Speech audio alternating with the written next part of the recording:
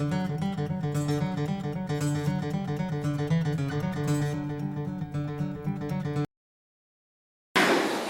bora, meu.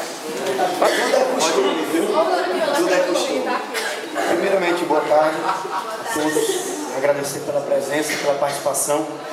Dizer que para nós, professores, é uma alegria para estar hoje, nessa tarde, debatendo sobre temas importantes, temas atuais e temas que, acima de tudo, fazem parte da nossa vida.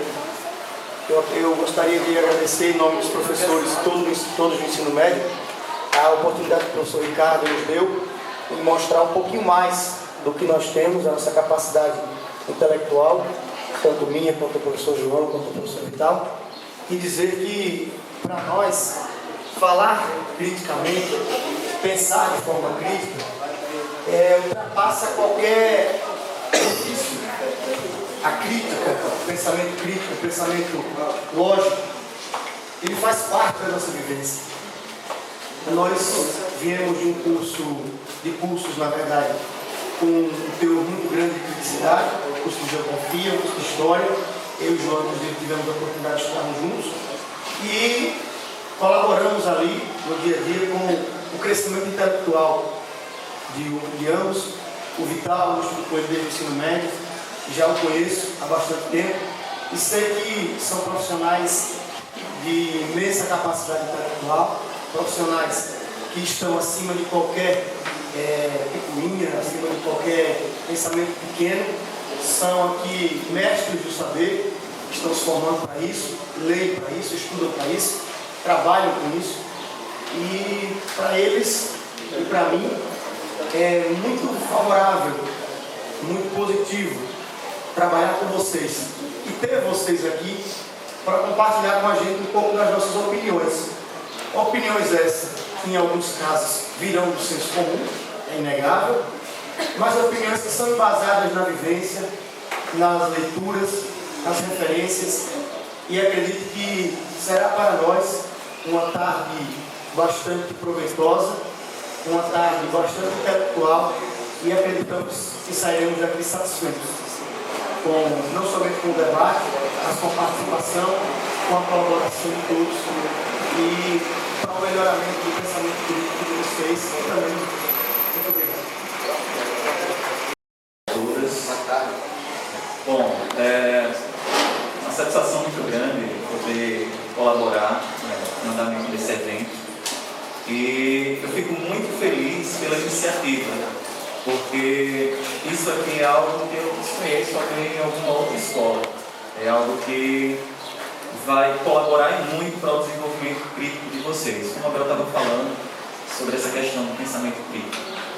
E eu estava refletindo sobre isso, que hoje na sociedade em massa, cultura de massa que nós vivemos, é cada vez mais difícil de encontrar pessoas, de formar pessoas com uma consciência política, uma consciência que não se apegue apenas ao senso comum e que procure refletir e não apenas julgar. Tá? Então eu acredito que hoje é uma oportunidade muito boa da gente poder discutir alguns temas que estão aí na atualidade, alguns temas que estão aí em discussão e que muitas vezes a gente nem tem um trabalho de buscar outras fontes. O que a mídia fala, a gente simplesmente engole e está tudo bem. Tá? Então hoje é essa oportunidade que nós temos de poder ter uma visão diferente. Tá? É claro que eu acredito aqui que vai haver discordâncias. Tá? Tenho certeza o Abel tem uma visão diferente da minha, assim como o João tem uma visão diferente. Tá? E é através desse diálogo, dessa liberdade, desses diferentes pontos de vista que a gente quer discutir nessa tarde. Espero que vocês aproveitem o máximo. Beleza? Obrigado.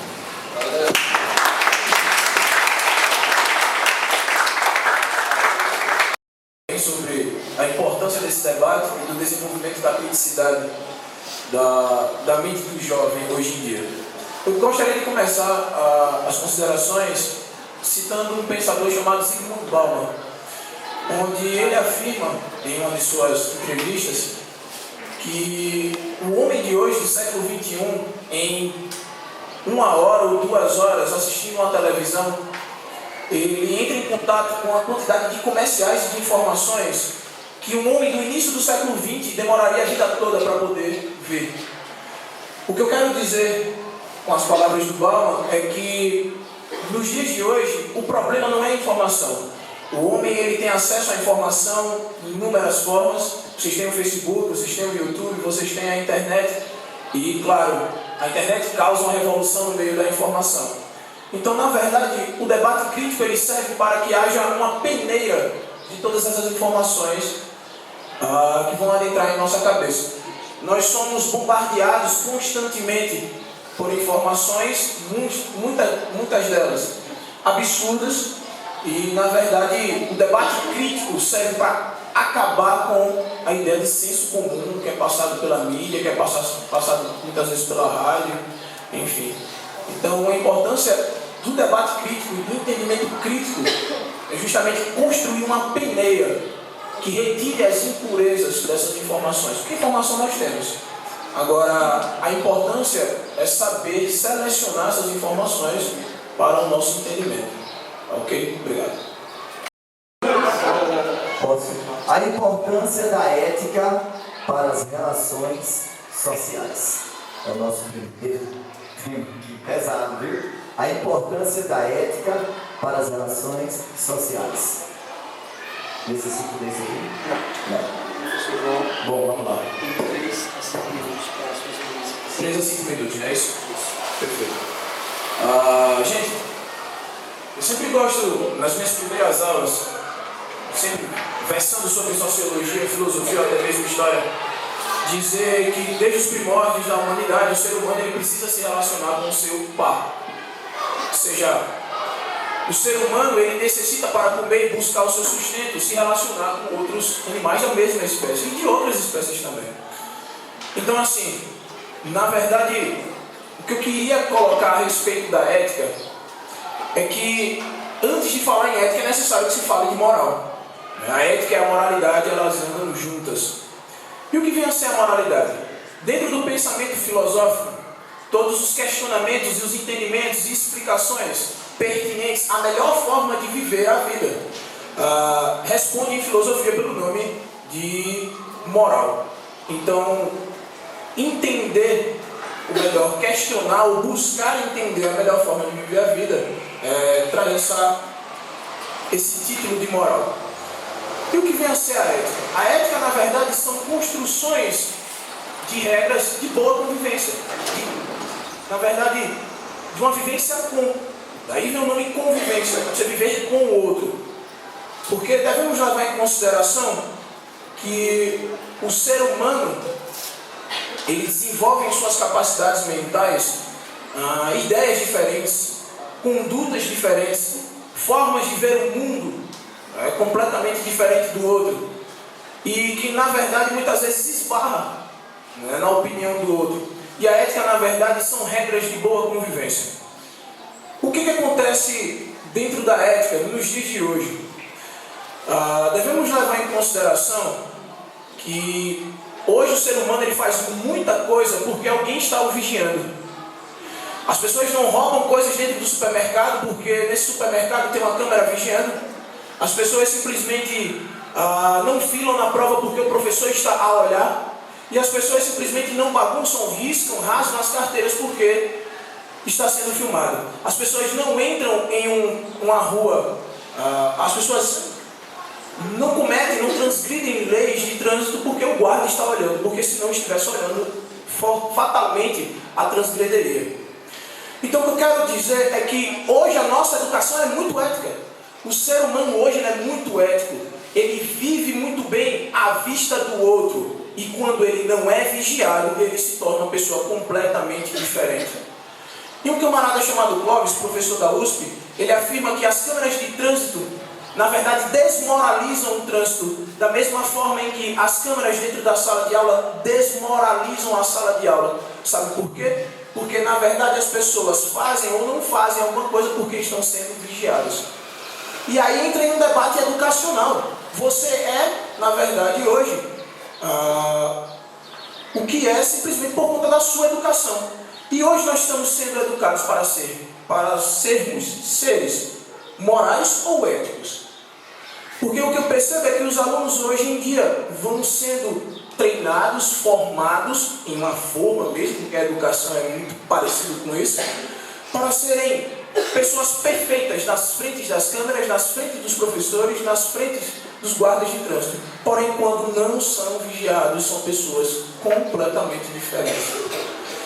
Então, na verdade, Clóvis ele ainda cita um exemplo bastante interessante. A diferença entre ética e moralidade é porque reside no momento em que você faz algo ou não faz algo, mesmo estando em uma forma invisível. Se a carteira do Vital aqui cair com R$150, eu não tenho nada na minha carteira, eu poderia muito bem pegar esse dinheiro e colocar dentro do meu bolso. Porque eu não faria aqui, porque todos estão olhando. E se ninguém estivesse olhando, será que eu faria o mesmo?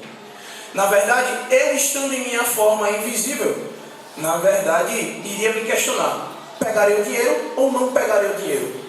Estou invisível, ninguém vai me ver, ninguém vai me condenar.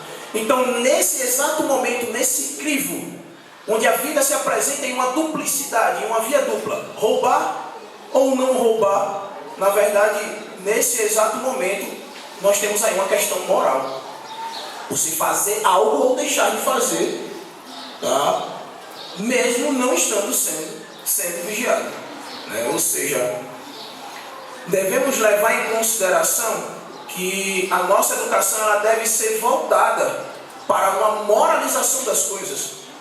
Os meus alunos do terceiro ano vão presenciar isso. Não sei se o Lucineide ou o Ricardo vão permitir, mas normalmente as minhas avaliações do terceiro e quarto bimestre, do terceiro ano do ensino médio, eu não fico na sala de aula, porque cabe a você filar ou não filar. A vida se apresenta a você de duas formas: filar ou não filar. Então isso é uma questão moral. O professor não está ali para lhe vigiar, a câmera não vai lhe condenar. E aí, o que é que você escolhe? Filar ou não filar? Então, tomo aí as palavras do professor da USP, Clóvis, para poder falar sobre a ética e a moralidade. Ok? Muito obrigado. Sou João. Queria chamar a atenção para uma outra vertente também, que eu acho que estava até conversando com ele aqui antes mesmo de começar. E eu acho importante debater um tema que implicitamente tem a ver com a ética e a moral. Porque, queira ou não, a ética e a moral, ela vai haver uma grande diversidade. Não vai ser única. Diferentes nações, diferentes povos, algo que pode ser moralmente correto para uma, para outra não é. Exemplo simples. Tu pode ter quantas mulheres, Abel? Só uma. Moralmente falando, ele pode ter apenas uma. Porém, em outras culturas, é permitido que exista mais de uma mulher por homem, tá? Então, moralmente lá isso é legal, é correto. Então a gente já tem que debater outro tema, que tem a ver com essa questão também, que é um tema de etnocentrismo, que é você sempre colocar a sua cultura, sempre colocar aquilo que você é construído através da sua cultura como correto, como certo. E não abrir espaço para a opinião e para a visão do outro. Então essa questão etnocêntrica também tem que ser debatida. Por que a religião do outro não presta? Por que o fato do outro não ter religião não presta? Simplesmente eu me colocar como superior, algo superior e não entrar no debate, isso também é algo que complica bastante. Então eu coloquei aqui o princípio básico para debater essa questão de moral e ética é simplesmente o respeito, tá? Se a gente for pegar, agora eu vou usar até um texto bíblico, se a gente for pegar a própria Bíblia, ela fala: amar ao próximo como a ti mesmo. Um princípio ético e moral. É algo da nossa sociedade, mas que a sociedade totalmente está indo por outros caminhos, outros trilhos, tá? Então, isso também vai entrando sobre essa questão da própria liberdade de expressão.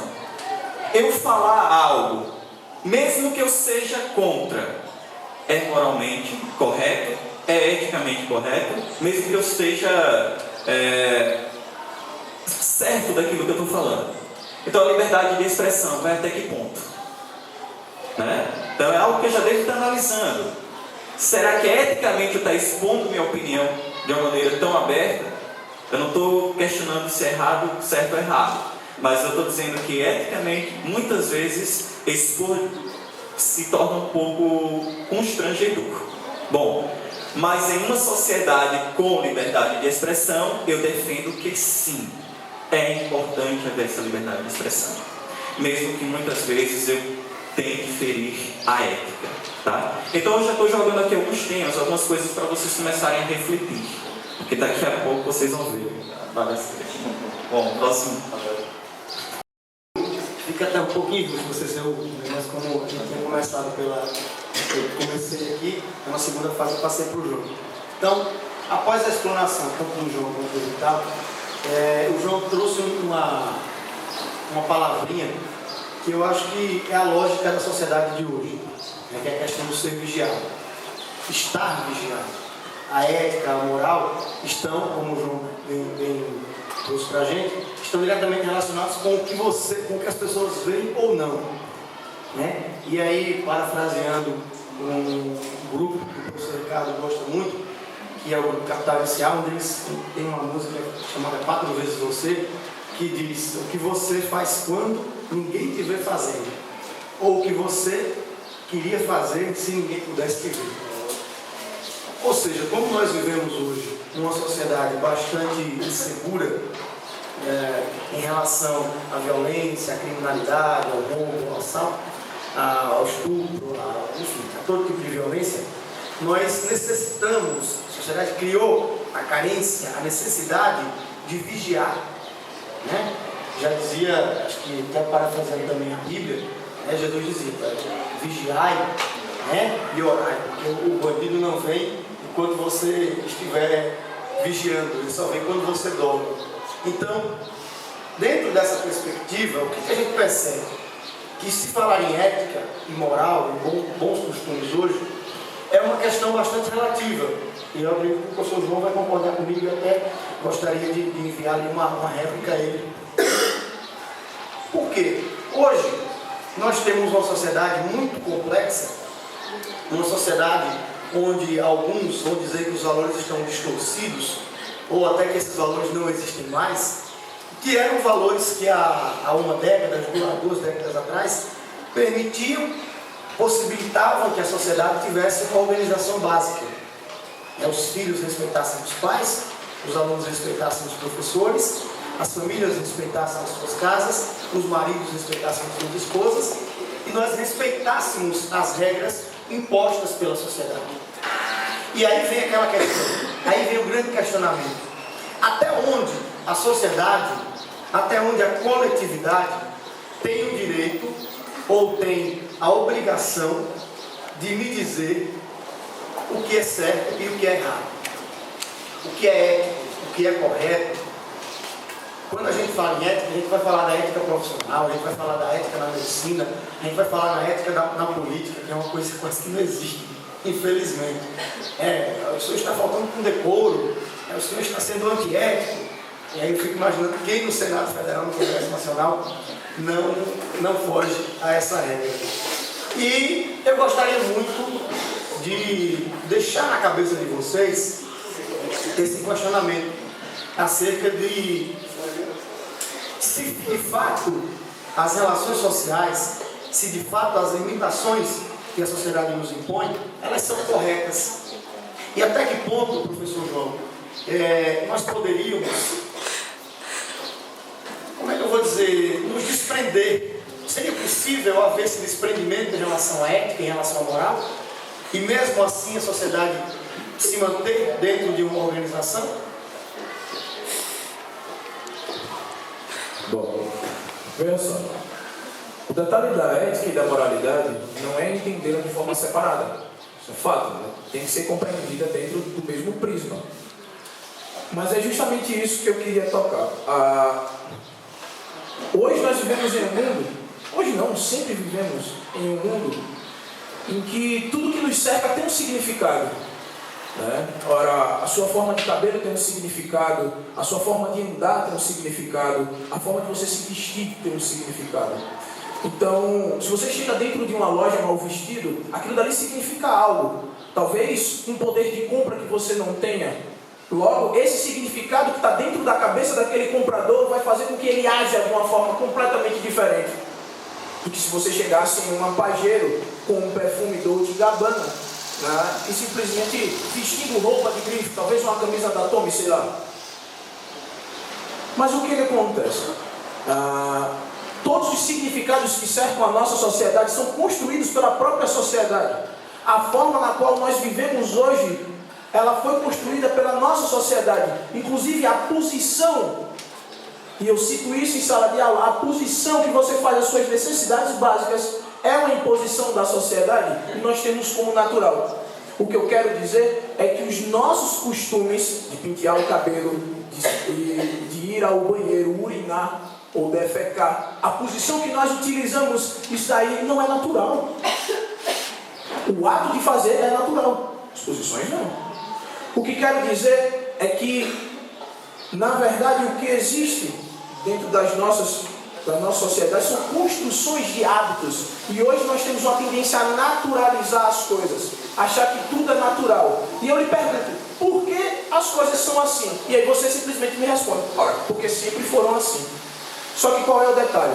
Ao contrário das formigas, que só podem viver como formigas, e parafraseando de novo Clóvis, ao contrário do gato, que só pode viver como gato, ao contrário do cachorro, que só pode viver como cachorro, o homem, ele pode viver de 360 graus de possibilidades. Ele tem 360 graus de infinitas possibilidades de viver. Você vive de um jeito, ele vive de outro jeito, eu vivo de outro jeito. Então a gente deve parar para analisar que se a ética é um conjunto de regras de boa convivência, ela tem que ser pensada, ela tem que ser analisada. Se existe uma discrepância entre a ética e a moralidade, será que essa ética realmente é a ética certa para a gente? As regras de boa convivência, será que suprem as nossas necessidades? Porque para analisar, dentro da sala dos professores, você é uma pessoa. Dentro da sala de aula, você é outra pessoa. Dentro do seu meio de colegas, é outra pessoa. Até mesmo eu, Vital, Abel, somos professores do Colégio Santo Esmeralda, Ricardo é professor do Colégio Santo Esmeralda. Estamos dentro da sala dos professores do Colégio Santo Esmeralda, agimos de um jeito. Se estivermos sentados na mesa de um bar, agimos de formas diferentes. Tá? O que eu quero dizer com isso é que nós não devemos naturalizar os nossos costumes. Devemos analisar que as nossas atitudes, as nossas concepções, os significados que nós damos a tudo que nos cerca, é construído pelo ser humano. Logo, também pode ser desconstruído pelo ser humano. Então, cabe à sociedade de hoje questionar a melhor forma de viver a vida. A melhor forma de viver a vida. Tá? Quem deve se questionar sobre a melhor forma de viver a vida? Quem vive. Tá? Quem vive. Certo. A ética é necessária para que eu não acabe adentrando no seu direito. É necessário que haja a ética. Tá? Mas perceba, Ricardo, perceba a plateia, alunos do segundo ano, do terceiro ano. Olha que interessante. Se tudo que é construído por alguém, existe algum interesse em construir, certo? Se você vai fazer uma lei, você tem interesse em construir essa lei. Logo, normalmente você faz essa lei porque alguma coisa dela o interessa. E o que acontece? A nossa ética foi construída por alguém. A nossa ética tem um embasamento. E essas regras éticas surgem de um grupo que tem uma moralidade. O que eu quero que vocês compreendam é que a ética é uma regra de convivência geral dentro de uma sociedade, mas ela parte de um grupo. Um grupo impõe as suas regras éticas aos demais. Entende? Em outro momento a gente vai debater sobre isso quando entrar no tema religiosidade, que é perfeito para debater isso. Tá? Porque a ética e a moralidade estão intimamente ligados ao nosso paradigma cristão. Ok? Obrigado. Muitas coisas aí, viu? Bom, né? Até falar sobre ética é uma uma coisa sinceramente. A primeira pessoa que me ensinou a ter ética foi minha avó. Faz tempo, né? Agora, não sabia que esse tempo seria tão moderno. Porque graças à maneira de como ela me explicou o que era ética, é que eu sou hoje o que eu sou como pessoa. Né? Então, como ele mesmo citou essa música do Capital Inicial, né, que há uma falta de ética muitas vezes com a gente que gosta de rock and roll, né? E engraçado que o próprio Capital Inicial cita, né, que uma menina passa horas e horas se olhando no espelho procurando saber quem ela é. E quantas horas a gente faz isso, né? Ou seja, a falta de ética começa até com a gente mesmo. Então ter ética é uma coisa que é necessária. Interessante. Agora, vai ter um momento de vocês, viu? A partir da segunda e da terceira rodada, viu? A participação de vocês. Na segunda rodada, né, nós teremos aqui falando sobre atualidades. Preciso citá-las? Sim. Só a manchete. Só a manchete? Cardeal argentino é eleito para a sucessão de Bento XVI. Eu quero só falar uma coisa. Ontem eu escutei algo que aí depois eu vou tentar conforme indagar. Ele diminuiu o salário dos funcionários do Vaticano. E o dele, será que diminuiu? Bom, primeiro é um debate bastante espinhoso falar em religiosidade. E as pessoas têm um preconceito, têm uma imaturidade intelectual ao afirmar uma frase que muita gente usa e que a gente aprendeu a quebrar isso na faculdade, né, João? Futebol, religião, também se discute. Claro e obviamente dentro de um respeito, dentro de uma limitação, para que eu não ofenda o outro com a minha opinião e nem o ofenda pela sua crítica. Mas, pegando essa grande questão da Igreja Católica em 2013, nós tivemos aí duas grandes novidades. A primeira, que é a renúncia de um líder da instituição, colocar assim, a instituição religiosa mais poderosa do planeta, que é o catolicismo, a Igreja Católica Apostólica Romana. Há muito tempo nós não vimos isso, acho que nós não vimos isso, os nossos avós não viram isso, os nossos bisavós não viram o Papa renunciar. Estávamos acostumados a envelar o Papa, enterrá-lo e escolhermos um novo. Tanto é que a própria legislação interna do Vaticano precisou ser revista, porque há muito tempo que não se tinha um caso de renúncia. A eleição do cardeal Bergoglio, que se auto-intitulou Francisco, ela é uma quebra de alguns paradigmas que vinham sendo impostos pela Igreja Católica no mundo.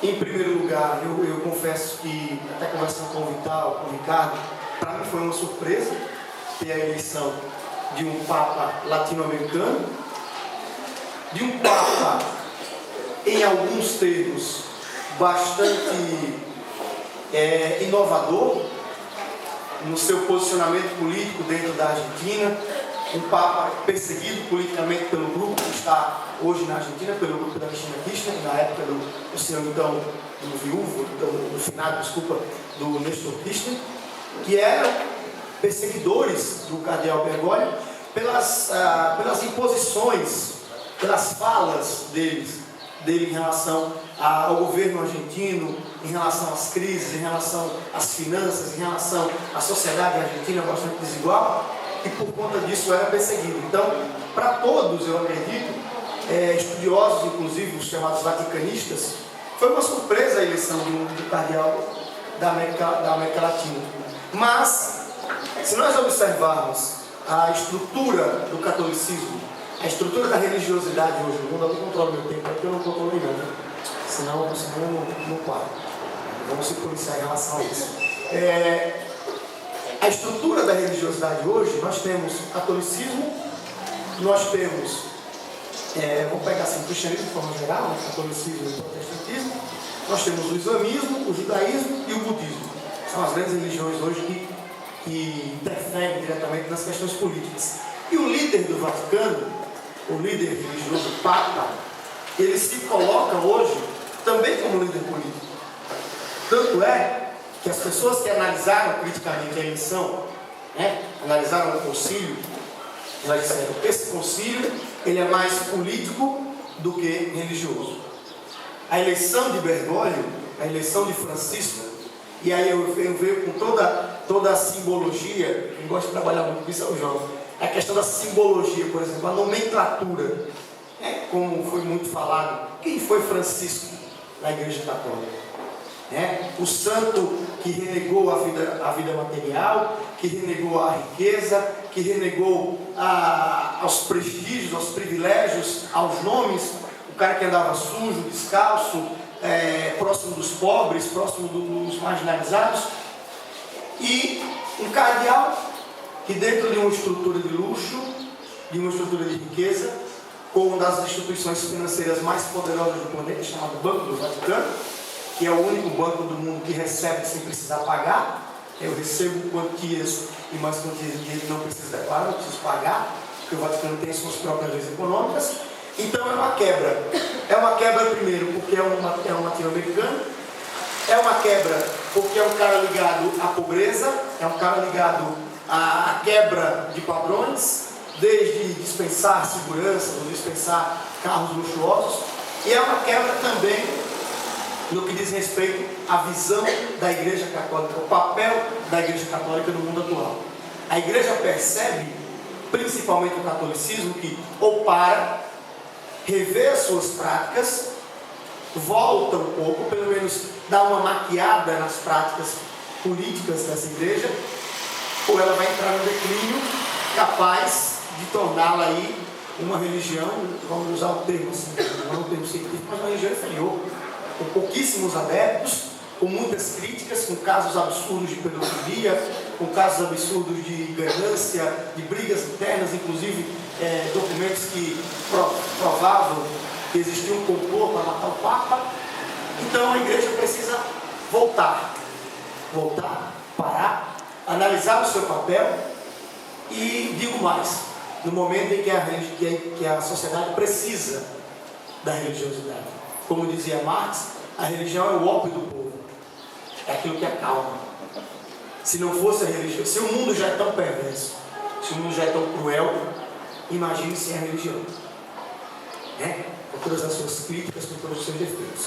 Então, eu acredito que é uma inovação em todos esses aspectos, e quero passar a fala para o Thiago Vital, para que ele, na sua visão acadêmica, na sua visão como pessoa, possa também trazer a sua participação em relação à eleição de Bergoglio.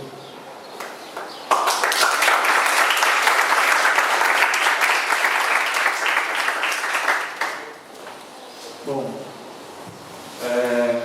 esse tema a gente já vinha discutindo, em sala, e eu já estava esperando, os meninos estão aqui, eu já estava conversando com eles sobre isso. Eu já estou esperando que seja algo diferente, algo novo.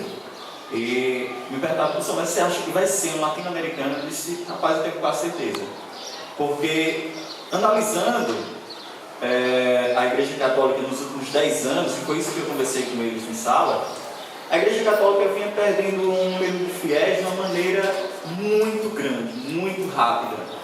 E queira ou não, nos últimos 8 anos, vinha esse mandato, mais ou menos assim, do Bento XVI.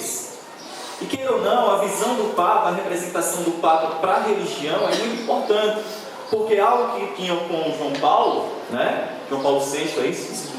João Paulo II, é isso? João Paulo II, não estava tendo com esse mesmo Papa, que é essa questão populista, essa questão de ver o Papa como um homem santo, como um cara caridoso, como um cara que está ali, se pegar na sua mão, você já está abençoado, aquela questão toda, que você idolatrava mesmo o Papa. Esse Bento XVI já vinha com uma figura totalmente diferente, uma representação totalmente diferente. Então eu vejo que, necessariamente para a Igreja Católica, era importante um novo Papa. Esse que não estava dando conta.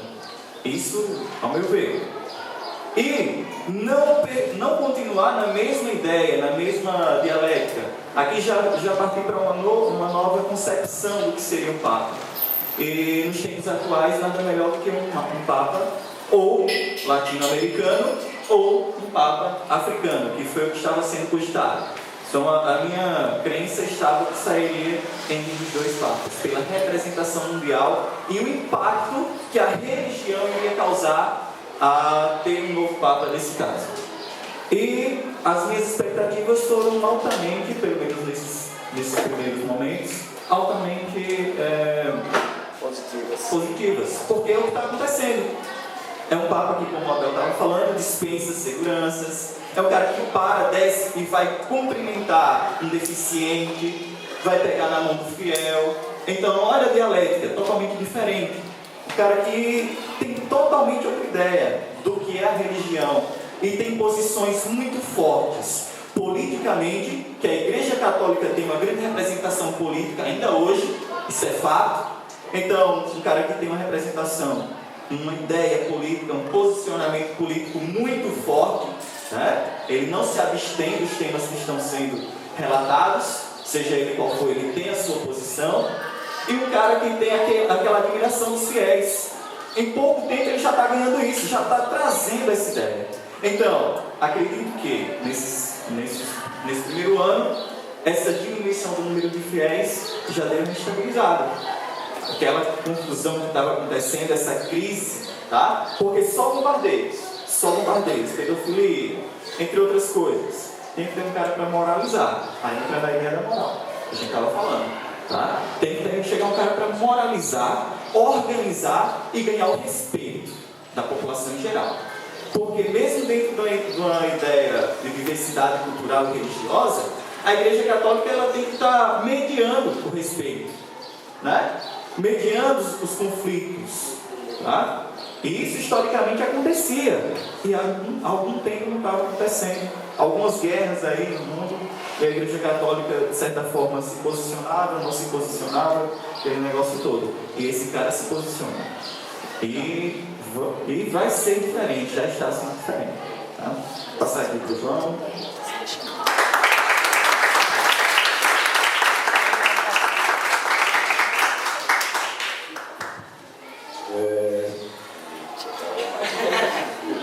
Assim, sabe? Falar de religião sempre pra mim, é um negócio muito espinhoso.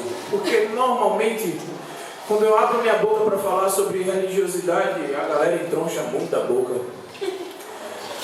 Porque, na verdade, vivemos em um país que tem taxas de teísmo altíssimas. O que eu quero dizer é que o Brasil é um país altamente religioso.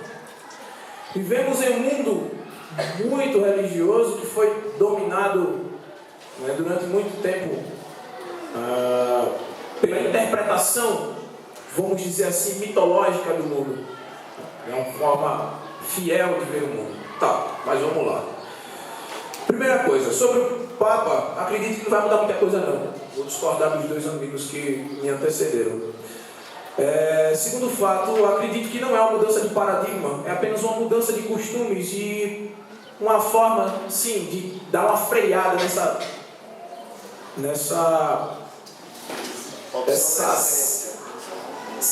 ceder fiéis a outra igreja. O que eu quero que vocês compreendam é o seguinte: desde a década de 70 até os dias de hoje, o Brasil ele vem passando por transformações no campo religioso. E desde a década de 70 existe uma diminuição do catolicismo aqui no Brasil. O advento das igrejas pentecostais e neopentecostais, as neopentecostais mais especificamente na década de 90, vai trazer uma diminuição do número de fiéis.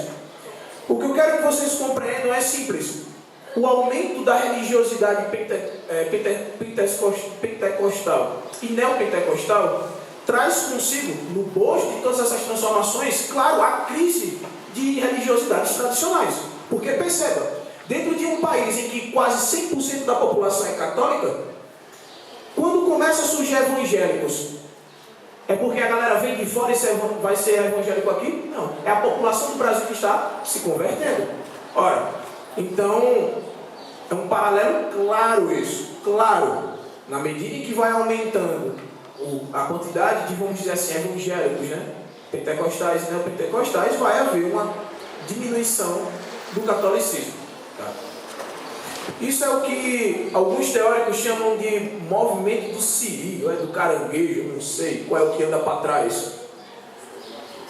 Que as religiões tradicionais, na verdade, têm uma tendência nesse mundo que vem se secularizando e vem se modificando, perder fiéis. Porque perceba, da metade do século XX para cá, o homem ele começa a ter uma liberdade maior de escolha.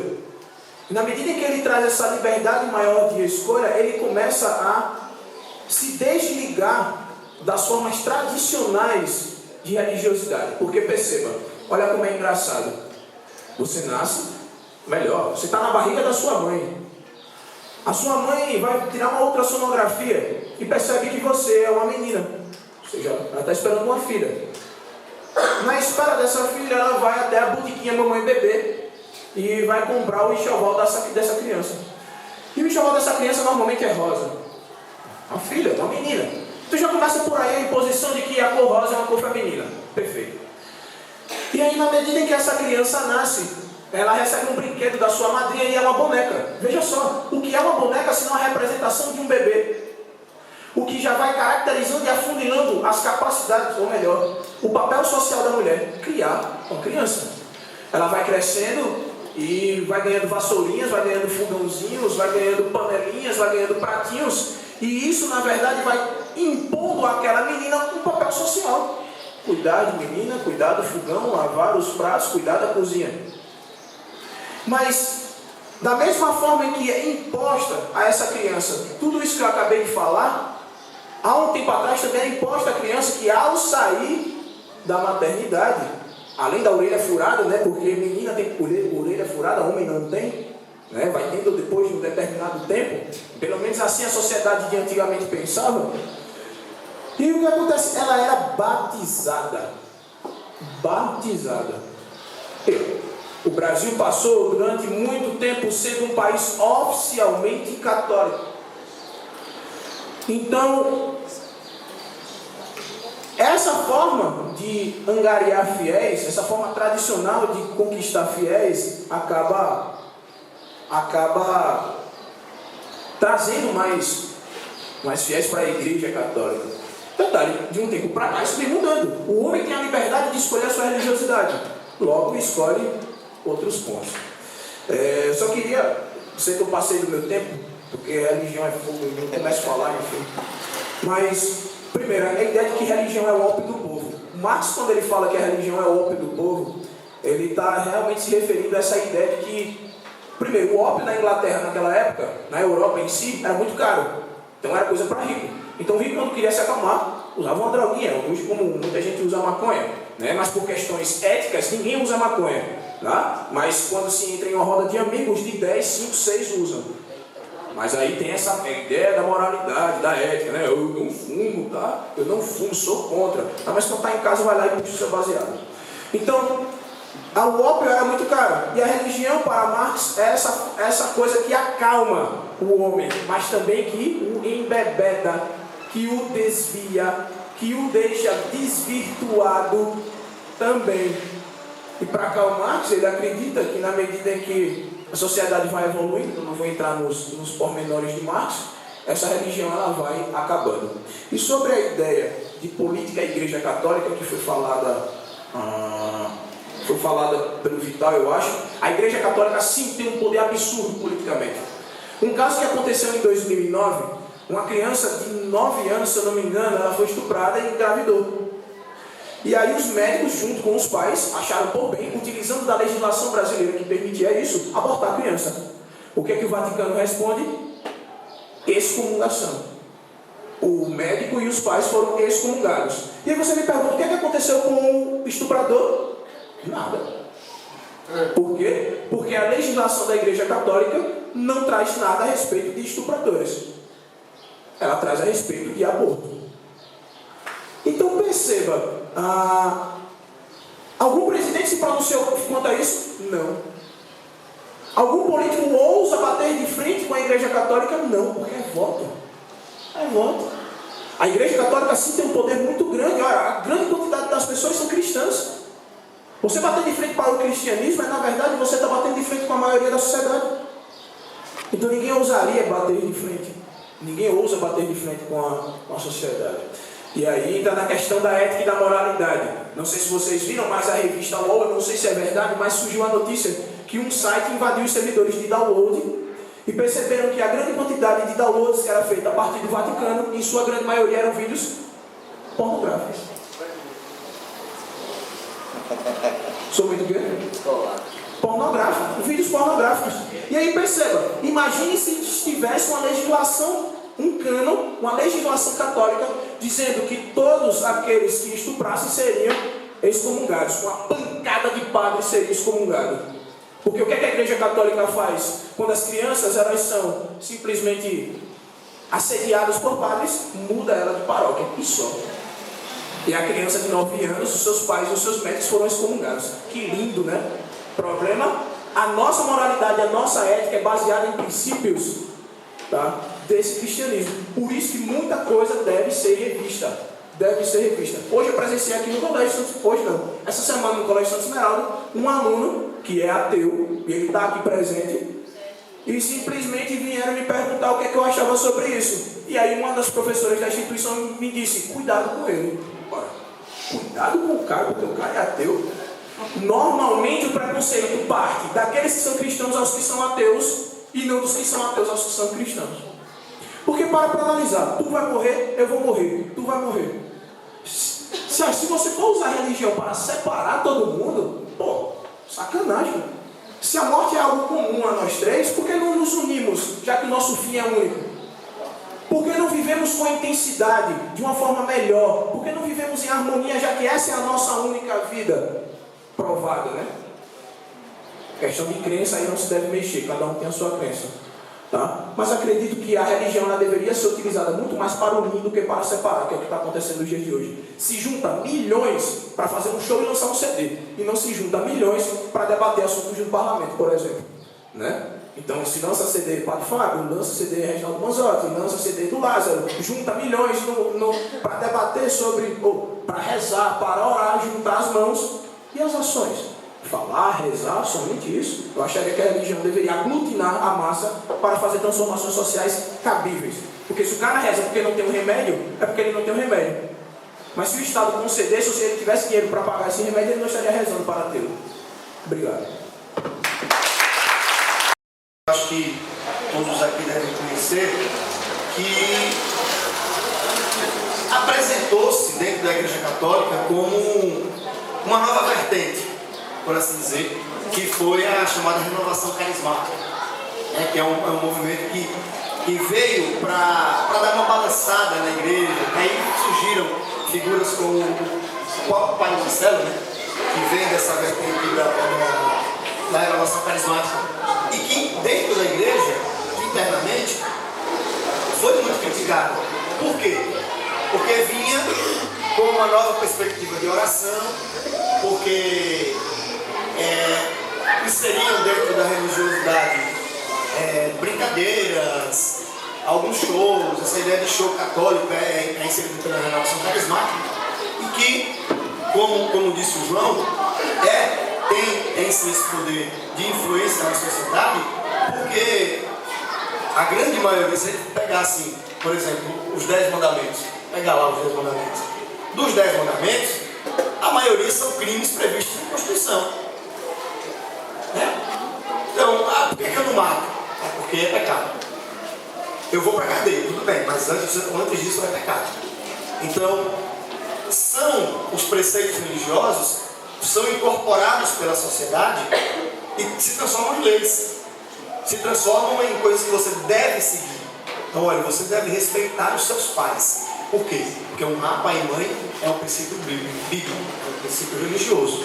Então, quando eu, em relação ao Marx, por exemplo, do Ockham, e dentro de uma lógica, até defendo o uso da religiosidade, como o João disse, nessa nova perspectiva de junção das pessoas, mas imagino como seria a nossa sociedade se nós não fôssemos guiados, em alguns casos, pelos preceitos religiosos.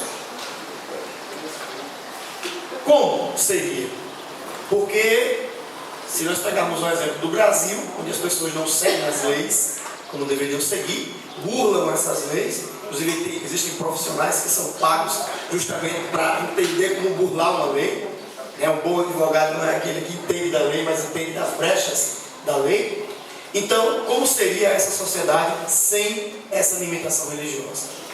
É claro que nós temos uma religião hoje muito afetada pelos maus exemplos, pela violência sexual, pelo amor ao luxo, pelo amor ao dinheiro, mas acredito que é sim ainda uma expressão válida para a gente pelo menos manter uma certa pacificação social, se vamos colocar assim. Então essa era a minha participação vital e depois eu juntei uma tréplica. Réplica, pô, ali foi minha fala. Não, a minha foi réplica, agora se você muito bem. Bom, só para esclarecer uma questãozinha básica, um dos desafios, ou o maior desafio desse novo Papa, é justamente a reforma na igreja. Bom, se não vai haver, ou vai haver uma mudança, isso aí só o tempo vai dizer. Na minha colocação eu disse que eu acredito que pela figura diferenciada desse Papa, eu acredito que algumas coisas vão mudar. Essa é a minha postura em relação a isso. Outra coisa, na fala do João, ele falou sobre algumas questões ligadas a ações. Existem ações. Os grupos religiosos, eles não se unem apenas para juntar as mãos, rezar e cantar. Existem ações também. Aí eu acho que é um pouco de desinformação do amigo. Acho que você tem que procurar um pouquinho saber sobre isso. As religiões, qualquer igreja, tanto a igreja católica, como a evangélica, como qualquer outra religião, ela tem as suas ações sociais e transformantes de vida, tá? Em que muda realmente a vida, principalmente de pessoas que são injustiçadas socialmente. Eu quero falar aqui de grupos específicos, mas a igreja ou a religião, como a gente está falando propriamente isso, tem um papel muito forte na transformação social. Isso aí é algo que eu vejo, que eu percebo, e só para esclarecer essa questão.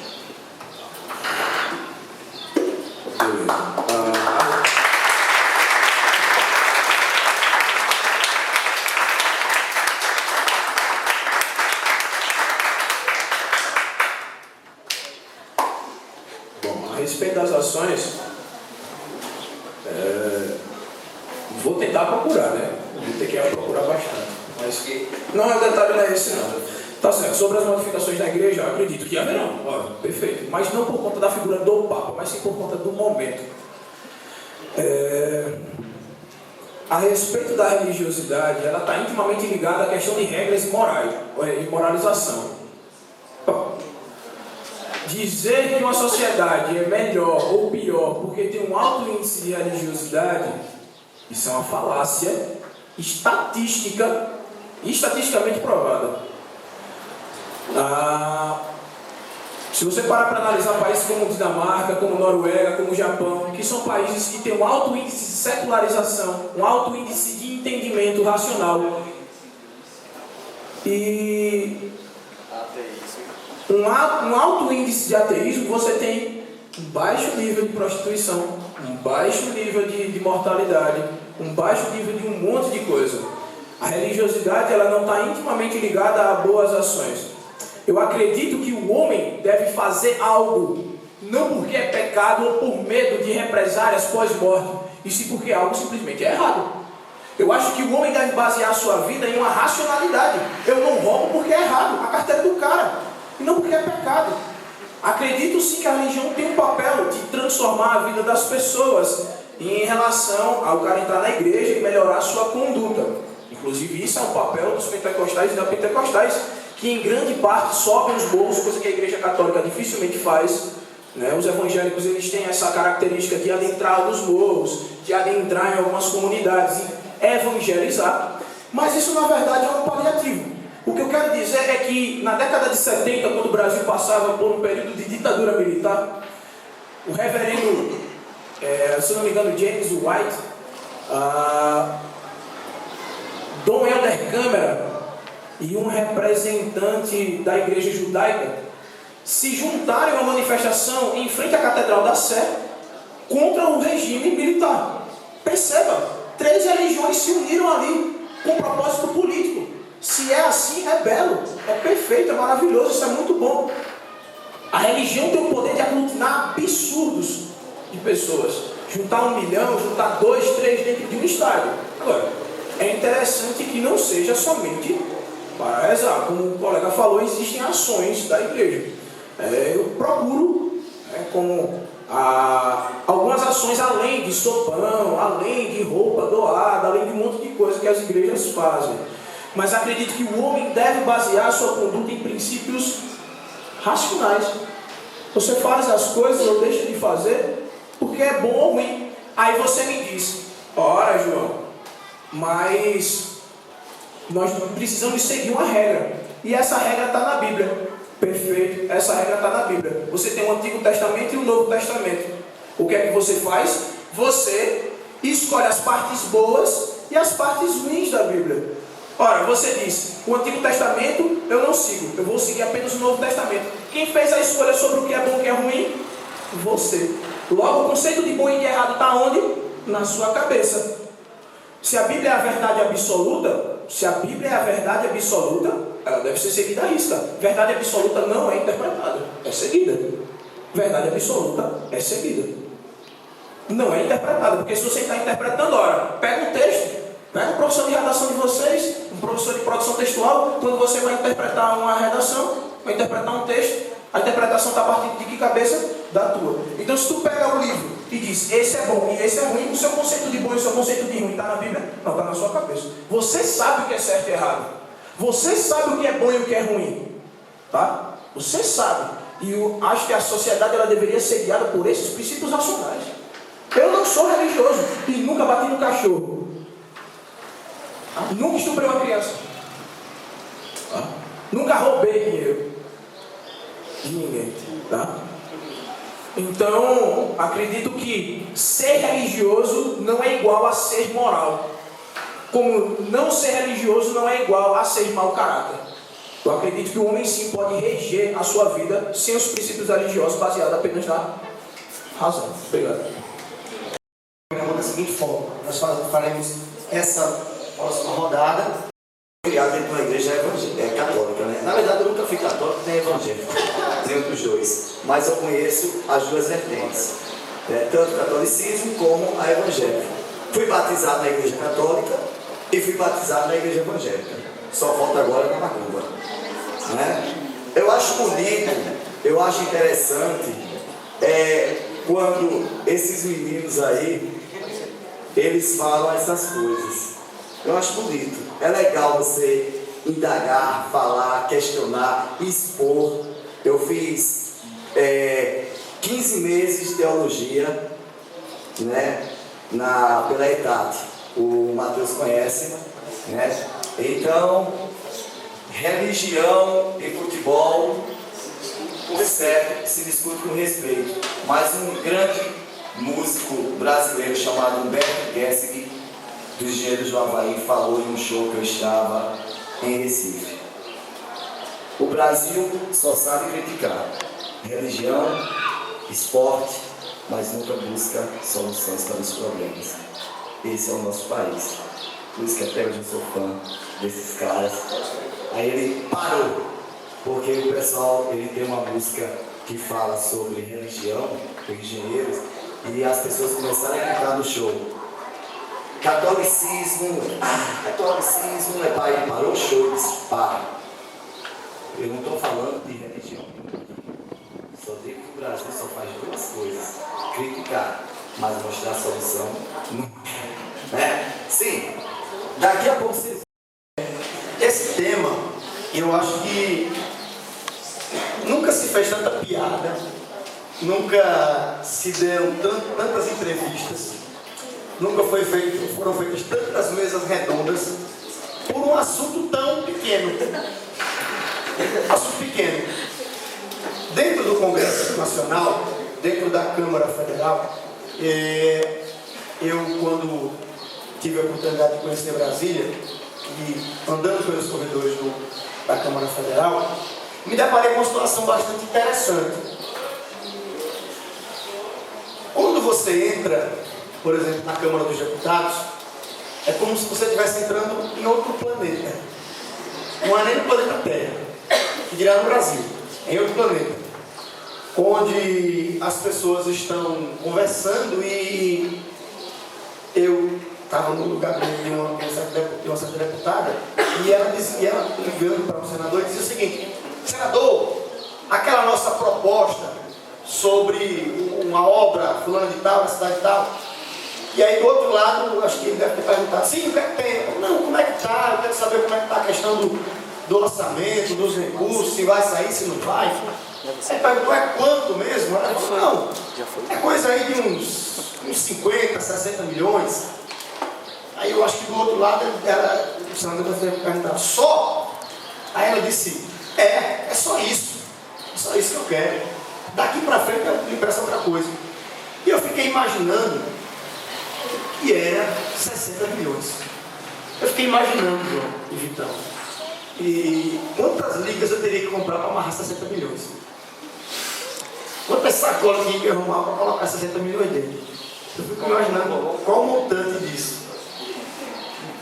E se tratando das comissões, nós temos hoje um deputado que algumas pessoas tendem a deixar isso de lado. Nós temos um deputado Marco Feliciano, que antes de ser pastor dentro da Câmara Federal, ele é um deputado e deveria se comportar como tal. Algumas vezes se comporta, outras vezes não. A gente não vai entrar no mérito do que é ou não um deputado, até porque o Tiririca entrou para dizer a gente que era para eu não descobrir. Mas, em se tratando de Marco Feliciano, assumindo a presidência da Comissão de Direitos Humanos, nós temos um pequeno problema de conceituação. Se você entrar no site do Congresso, se você entrar no site da Câmara Federal, vai ter assim, Comissão de Direitos Humanos e Minorias da Câmara. E o que se tem feito hoje, dentro do que se trabalha com minorias, é uma injustiça. Por quê? Criou-se a ideia de minoria apenas o homossexual. Criou-se nesse país que nós vivemos hoje a ideia de que o homossexual é minoria. E só. E essa comissão está ali formada por parlamentares eleitos pelo povo para defender homossexuais, negros, índios, pobres. Nesse caso, pobre não, porque pobre não é minoria, né? Nesse país, pobre é a maioria. Mas, enfim, aquelas minorias marginalizadas que não têm os seus direitos atendidos pelo Estado. E o que se faz hoje, pelo menos na minha visão, enquanto professor, enquanto cidadão, é um radicalismo político dentro da Comissão dos Direitos Humanos. Por quê? Existem dois deputados hoje que atuam dentro dessa frente. De um lado, o deputado Marco Feliciano, e do outro lado, o deputado BBB, Jean Unis. Não é preconceito. Vamos ressaltar aqui que ele foi eleito por ter participado do Big Brother Brasil. Isso é inegável. E que dentro do Congresso Nacional assume uma postura que vai de encontro à Constituição brasileira. E não é só ele, não é só o Jean Willis, não é só o Marco Feliciano. É a maioria dos nossos parlamentares. Quando eu sou eleito, por exemplo, eu chego no Congresso e eu vou me aliar ao Vital, que fazemos parte da bancada evangélica. O João vai se aliar com o Ricardo, que fazem parte da bancada ruralista. E assim eu vou criando bancadas, eu vou criando grupos. Então eu vou defender, eu e o Vital, vamos defender os interesses dos evangélicos. Braços dados. O Ricardo e o João vão defender os interesses das pessoas ligadas ao meio rural. E aí eu quebro a lógica da Constituição brasileira, que o representante parlamentar eleito pelo colegiado deverá, pelo menos na teoria, defender os interesses do povo. Não do povo gay, não do povo negro, não do povo rural, não do povo urbano, não do povo religioso, mas do povo de forma geral. E o que se tem feito hoje é uma sectarização política. O deputado X só pode atuar na frente evangélica. O deputado Y só vai atuar na frente católica. E quebra a lógica de que o parlamentar é um representante do povo de forma geral. Então, o que nós não podemos fazer é lembrar que, como dizia o professor Ricardo, e disse o Vitor uma vez no intervalo, que tem muita gente gostando disso. José Genuíno está gostando disso. João Paulo Cunha está gostando disso. Né? 2 deputados que foram condenados pelo Supremo Tribunal Federal no maior escândalo de corrupção desse país, chamado de Mensalão. Enquanto nós estamos metendo pau no Feliciano, enquanto nós estamos invadindo, e eu digo invadindo, não é ocupando, é invadindo as sessões da Comissão de Direitos Humanos e atrapalhando o trabalho dos parlamentares, que ali estão, teoricamente, para defender o interesse do povo, eu não vou atrapalhar, por exemplo, uma das comissões mais importantes da Câmara Federal, que é uma comissão chamada de Constituição e Justiça. Ou seja, são os deputados que vão elaborar e vão resguardar a nossa Constituição. Ou seja, para a nossa imprensa, na maioria dela, na maioria não, vou colocar toda ela, subserviente a um grupo, tendo em vista que os maiores veículos de comunicação do Brasil hoje estão nas mãos de políticos, a exemplo do Gustavo de Alagoas, da Fundação Armando de Mello, estão mais preocupados com o pastor, com um religioso, que tem ali entendimentos religiosos, de ser contra a questão do homossexualismo, enfim.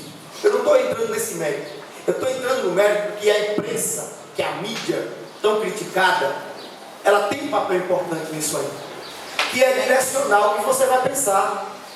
Que é direcionar o que você vai criticar. Porque enquanto você está criticando, enquanto você está compartilhando e curtindo uma petição para pedir a cassação do Marco Feliciano, você não está nem aí para o João Paulo Cunha. Você não está nem aí para o José Genuíno. Você não está nem aí para o Renan Calheiros. Você não está nem aí para o pior político que nós temos nesse país hoje, chamado Fernando Afonso Collor de Mello, com pretensões reais e concretas ao governo do Estado de Alagoas. Então está muito bom para a classe política o Marco Feliciano. Eu digo que para os políticos brasileiros, o Feliciano é a melhor figura dos últimos tempos. Ótimo. Eu vou mandar presente, eu vou convidar para jantar, eu vou defender. Por quê? Amigo, continua aí, usa o teu Twitter, fala de negro, fala de homossexual, porque enquanto está fazendo isso, eu vou colocando aqui 1 milhãozinho no meu bolso e eu passo 500 mil para o teu. Então o que acontece hoje com o Marco Feliciano é isso, é esse radicalismo político, de entender que ali são representantes do povo e não de um determinado segmento. Enquanto isso, aqueles que defendem e são pagos para defender a causa dos homossexuais, porque quem está ali no Congresso Nacional não está ali porque deixou de trabalhar, não é nenhum professor da rede pública do DF que deixou de trabalhar para ir criticar o deputado. Não. É o cara que é pago pelo partido, é financiado por um grupo para ir lá criticar o cara, para ir lá fazer algazarra, para ir lá fazer baderna, para destruir o patrimônio público, para impedir o trabalho parlamentar. Então, essa é a visão. Não vou dizer que é bom a participação dele, não é. Até porque já teve opiniões muito erradas do ponto de vista social, disseminando ódio, disseminando a intolerância. Mas eu vou dizer que para a classe política é a melhor coisa que aconteceu no Brasil, porque desvia o foco daquilo que é mais importante. Obrigado. Aí, nesse momento, já você já começo a focar isso para Não, fazer a vamos pergunta terminar de logo vocês. aqui. Vamos terminar logo aqui. É? E aí, Tá vai certo. ser rápido. Tá bom. Porque essa galera, eles têm um combustível, sabe? Não precisa fazer um pouco. Eles são um Tem combustível. combustível. Me deixa aqui. Pessoal, sobre direitos humanos, eu acho que... Eu não vou falar muito porque o Abel tá no meio político aí, ele conhece a galera aí, as siglas PTB, PSDB, essa galera aí conhece, tá por PSDB. Até em Brasília o cara foi, nem João Pessoa foi. Mas enfim, o detalhe é o seguinte, sobre direitos humanos eu queria lançar um questionamento. Se toda lei é criada por alguém de acordo com os seus princípios, e vivemos em um mundo em que temos uma diversidade cultural absurda, o que é certo para mim é errado para ele, como o Vital falou,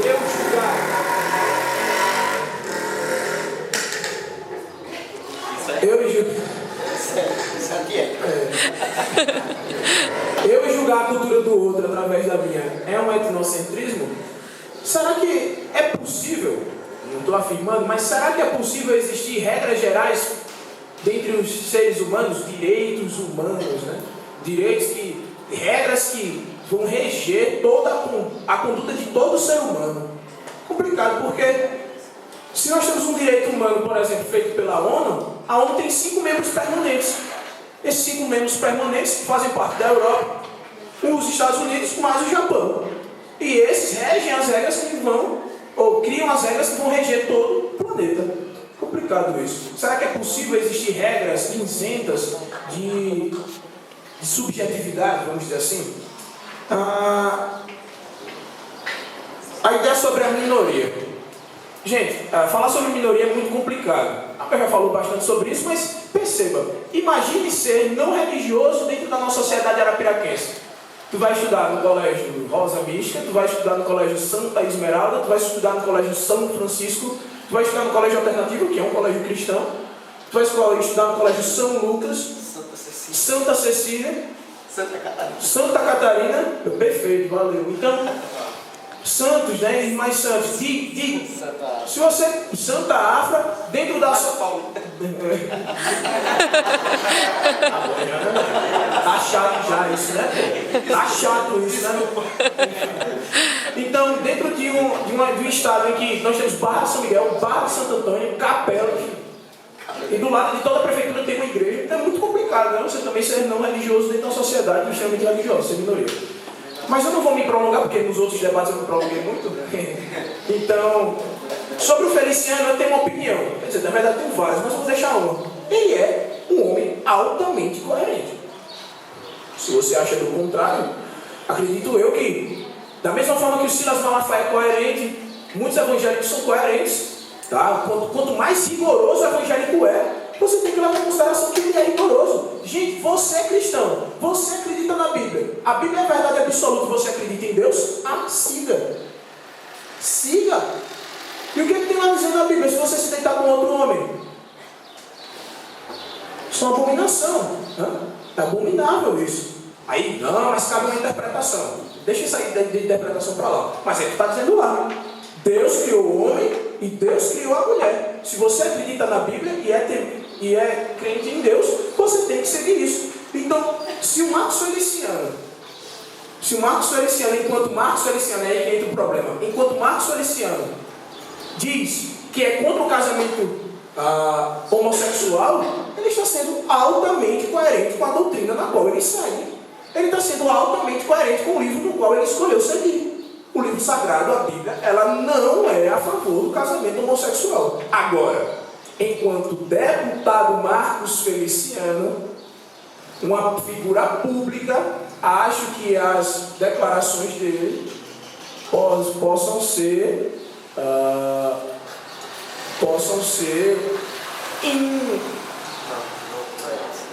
infelizes, vamos dizer assim, pegando leve, né? Então é isso que eu estou querendo dizer, tá, gente? É questão de coerência. Por exemplo, o padre Fábio de Mello. Você pega o Padre Fábio de Mello, ele traz uma ideia muito bonita. Tu pegar o livro do Padre Fábio de Mello, é massa, pô. Tu lê lá, ele lhe ajuda e tudo mais. Nas suas palestras, se você for assistir, você se sente bem, ele te faz encontrar um caminho. É porque as pessoas precisam disso, né? Vivemos em um mundo altamente caótico, então a ordem dentro do caos é perfeita. Você vive em um mundo cheio de problemas, então alguém que anuncia uma solução também é bem-vindo. E ele é perfeito. E ele um dia foi perguntado, isso tem no YouTube, não sou eu que estou inventando, ele foi perguntado por uma mulher o que é que ela faz com um filho que é homossexual. Ele diz, aceita. Aceite. E faz toda a interpretação religiosa para que ela aceite o filho homossexual. Ele está sendo correto, na minha opinião? Sim. Ele está sendo um cara honesto? Sim. Ele está sendo um cara bom? Sim. Ele está sendo coerente com a palavra? Não. É aí que está. Perceba. Ele foi a favor da aceitação do homossexualismo. Isso é bom? Para mim é. Você deve aceitar todos na sua diferença. Tá? Você deve aceitar o negro, porque não é tolerar, gente. Tolerar é diferente de respeitar. Você só respeita aquilo que você entende. Se você entender o que é homossexual, você entender o que é ser negro, você vê uma filha de uma professora, chegar assim em você, ó, sujo o meu dedo, porque a mulher é negra, aí você vê o que é o preconceito. Como a minha irmã, e aí minha família está aí para dizer, dentro da fila, e minha irmã é muito mais escura do que eu, dentro da fila de uma farmácia, dentro do shopping Maceió, você ia empurrada, você foi chamada de negra tiçã, sai daqui negra tiçãozinha, sai daqui. Né? Aí você sabe, quando você entende o que é ser negro, quando você entende o que é ser homossexual, você respeita, você não tolera. Agora, é questão da coerência. Você seguir a palavra de Deus tal como ela está lá, ela não é suscetível a casamento homossexual. Ele está sendo altamente coerente. Tá ok? Obrigado. E as coisas o Abel falou. Vamos lá, né? Tentar contribuir um pouquinho. Deixa eu só corrigir uma palavra que o Abel falou, é sério. É só um adendo. Talvez eu esteja errado, mas ele falou em sectarização. É só setorização, é só uma coisa. Porque é porque é sério. Parece bobagem, né? Mas parece bobagem, mas sectarização está ligada à questão de seita. Você criar seitas, é uma sectarização. Você chamar por exemplo, candomblé de seita, você está sectarizando ela. Você está dizendo que ela não é uma religião, é uma seita. É só essa ideia aí. É setorização, é só, não sei, besteira. Só para avançar. Cara, eu vou adotar. Bom. Todo mundo aprendeu? Beleza, né? É o João Pascoal. Bom, só vou, porque algumas coisas aqui eu discordo, concordo, eu vou tentar ser um pouquinho objetivo em relação a isso. Até porque eu acredito que aqui eu sou a vertente mais direitista, sei lá, algo mais conservadora, boa, mais conservadora da... A tendência foi essa. Da palestra. A tendência foi essa. Bom, inicialmente, a gente tem que partir para o debate do que eu comecei falando aqui, do etnocentrismo. Partindo do conceito de você respeitar o outro, respeitar o próximo. Até como eu falei que a Bíblia diz, amar o próximo. Se você parte desse conceito, muita dessas discussões aqui já quebra um pouco da briga em si. Você parte mais para a conciliação. Bom, quando os pastores Marcos Feliciano e Silas Malafaia tocam nesse assunto do homossexualismo, acontece que eu já tenho um preconceito formado, eu já tenho a minha opinião, a mídia já me dirige a um ponto inicial e eles são tidos como intolerantes e como alguém falou do João, o Abel, que eles de certa forma são meio radicais em relação a isso. Bom, primeiro vamos diferenciar a pessoa da prática, se é que isso seja possível. Embora a Bíblia diga que existe essa questão da abominação à homossexualidade, a Bíblia também diz sobre a questão referente a amar o próximo. Então, como é que vai entrar essa prática? Então, quando o cara disse, se seu filho é homossexual, o que você faz? Aceite. Então você está aceitando a pessoa e não concordando com a prática dela. Você está amando ele, tá? Não necessariamente você precisa aceitar tudo que ela está fazendo, tá? Então esse é o primeiro princípio. Amar sim, mas não precisa concordar com os atos. Bom, em relação a isso, a nossa sociedade, ela tem a sua moralidade, o seu conceito moral que está sendo moldado. Isso é fato. Essa discussão do casamento homossexual é algo praticamente recente, porque na nossa sociedade o que é aceito é o casamento hétero. Quando você vem com uma nova discussão, choca a sociedade porque é algo novo. Então por isso que a discussão vai ser tão ferrenha assim. Eu tenho uma sociedade conservadora, eu tenho algumas características de conservadorismo e eu tenho essa luta por um novo ideal. Bom, deixa eu só parar aqui um pouquinho. Vamos lá. Só deixa eu terminar aqui, porque Sim. ficou uma movimentação sem base. Bom, então é o seguinte, o grande problema dessa questão é que não houve liberdade de expressão. Enquanto eu estava vendo até um artigo do Rinaldo Azevedo, na revista Veja, que ele dizia o seguinte: quando um pastor evangélico luta pela liberdade de expressão, e a imprensa, pelo contrário, tem alguma coisa errada com a imprensa, tá? Então o problema é justamente esse. Como é que eu tenho uma discussão de não aceitar e simplesmente eu não posso ser tocado? Somos intocáveis, não pode falar contra, só pode falar a favor. Quem é contra está marginalizado, discriminado. Peraí, que país de liberdade de expressão é esse? Se eu sou contra alguma coisa, eu vou ser marginalizado, vou ser errado. É até difícil de me posicionar de uma forma dessa. Aqueles que se posicionam são tidos como, sei lá, preconceituosos de uma maneira mais de incitar o preconceito, sei lá, mais ou menos assim. Alguns casos, por exemplo, da Joelma, por exemplo, ela falou que não concordava. Meu irmão, e ela falou, eu acho que ela falou. Isso aí eu acho. Eu acho que ela falou. Só que ela viu que a repercussão foi tão grande que o dinheiro falou mais alto. Não falei não. Tô brincando, eu brinquei, vocês interpretaram errado. A declaração que eu dei foi por telefone, o jornalista escreveu o que quis. Aí eu acho que é com ela e a sorte, a consciência dela. Outra coisa, um padre da Canção Nova, não lembro como é o nome desse papa, um papa que é negro, um padre que é negro, que ele estava circulando no Face uma declaração que ele deu sobre o casamento gay. E ele disse: nós falamos tão mal dos evangélicos e eles estão se posicionando, enquanto nós ficamos caladinhos só esperando. E ele falou claramente: sou contra, assim. E ele fala algo bem interessante lá: se acontecer algo comigo, foi porque eu falei isso aqui hoje, tá? Poxa, mas tá nesse nível, o diálogo está chegando nesse nível. O cara que se posiciona, que é contra isso, ele é totalmente ridicularizado.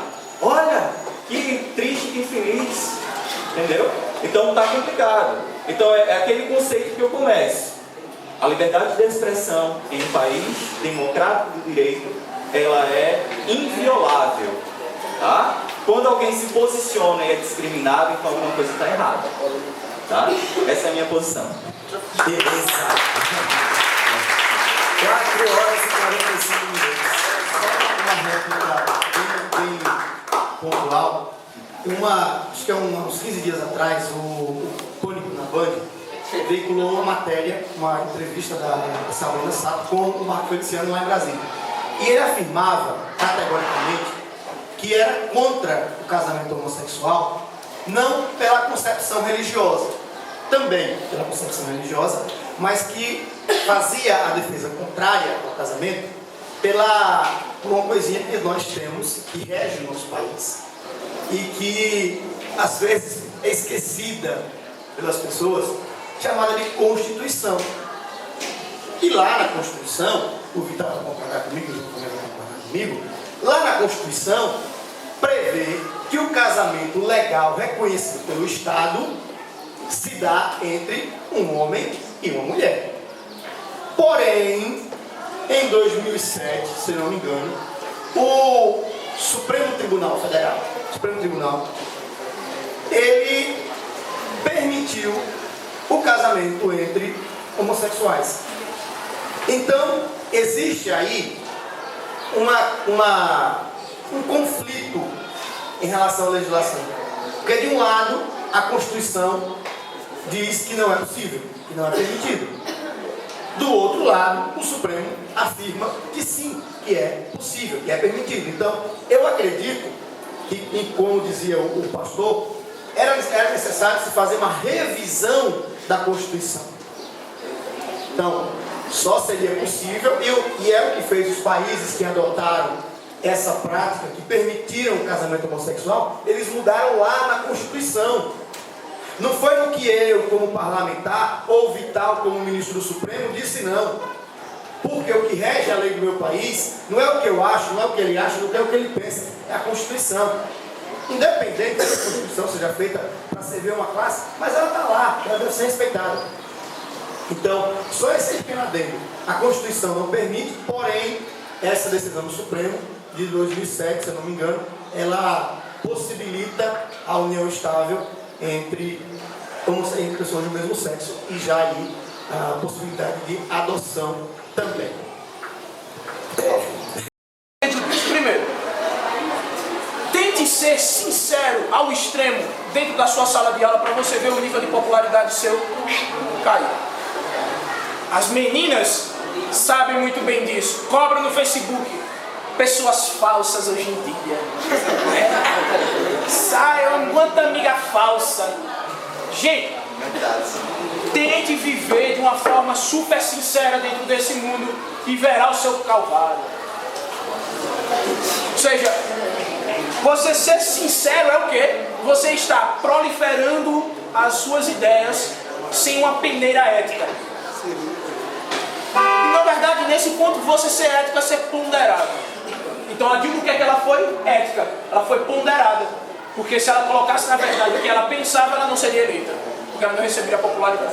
Primeiro ponto. Segundo ponto do colega aqui, sobre a ideia de que o Marcos Feliciano, por ser pastor Feliciano, é impossível se dividir a atitude. Não sei se fui eu que falei isso, ou se foi o Abel. Né? Mas, sobre o Feliciano, o que eu quis dizer é que ele, enquanto deputado, e ser um homem público, declarações públicas vão cair em cima dele enquanto figura de deputado. Se ele faz uma entrevista no Roda Viva enquanto Feliciano, se ele faz uma entrevista na casa dele enquanto Feliciano, é uma coisa. Agora, se ele está lá defendendo, é outra coisa. Então, um deputado, porque, veja só, eu sou professor, tomo cerveja. Aqui o youtuber, vão me demitir. Olha, professor toma cerveja. A galera me vê na rua, professor, o senhor joga bola? Olha, eu sou aleijado. Mas quando eu escolhi ser professor, eu escolhi uma vertente, logo eu tenho que agir de acordo com essa vertente. Quando ele escolhe ser deputado, ele também tem que moderar as palavras dele da mesma forma que eu tenho